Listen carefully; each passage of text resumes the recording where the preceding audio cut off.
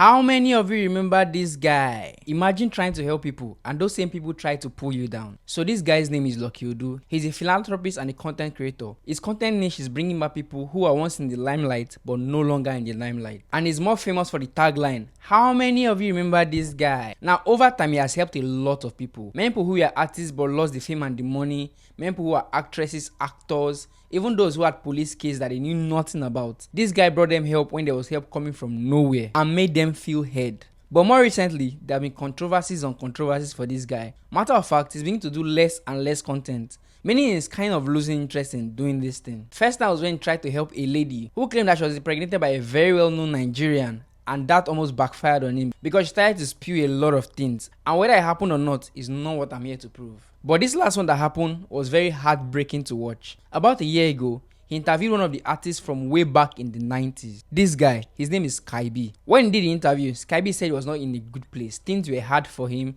He had 5 kids. Music was not really moving and nobody knew his whereabouts. It was like he just disappeared from the limelight. Nobody was hearing his song. His social media handle had just gone dry. He had Facebook and Instagram at the time, but he didn't even have a phone to make posts on those social media handles. And on that same interview, Lucky Udo said he was a very busy person and had over 16,000 messages. So he wanted any help that was going to come for this man to come directly to him.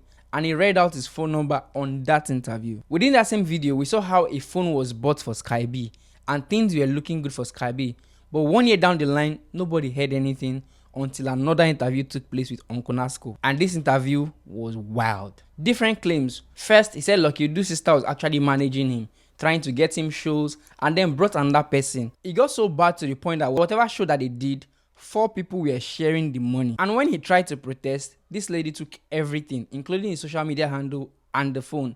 But 3 days later, she returned the phone, but the social media handles were gone. Matter of fact, he said they sold the social media handles to somebody else entirely. And when he told Lucky Udo about all of this, Lucky Udo made a video saying he was an addict and whatever he says should not be believed. Even a chat was posted, but I can't verify how true this chat is. He also said that many people had sent money for him through Lucky Udo's foundation, but he never got any of those money. And the money that he got, he used it to record new tracks and shoot some videos. Now here's where things get interesting. On that interview, SkyB didn't look like someone who was an addict or something. He was looking good and fresh. Then Lucky Udo made a video where he was crying and laying curses on himself if he had ever taken anything that was actually meant for SkyB. But Uncle Nasco did not stop here. He doubled down, showing evidence of different chats of different people that Lucky Udo have helped in the past, but they feel that they didn't get enough of what they should have gotten. And Uncle Nasco has been calling on him to actually print a bank statement and show evidence whether SkyB got any intervention in his NGO or not. For me, I think what Lucky Udo does is very exceptional, and there are rarely many people who can do what he actually does. I hope he clears his name and gets back on his feet.